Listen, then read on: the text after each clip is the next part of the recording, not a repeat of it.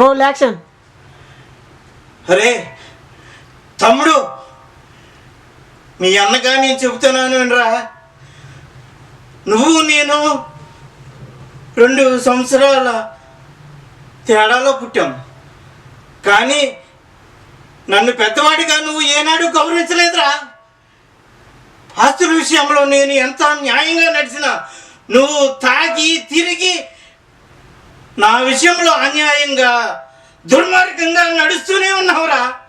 తమ్ముడు, అమ్మా నాన్న సాక్షిగా చెప్పరా, ఈ సమాజానికి సాక్షిగా, మన ఊరి సాక్షిగా, మన ఊరి ప్రజల సాక్షిగా చెప్పరా, నువ్వు నిజం చెప్పు తమ్ముడు.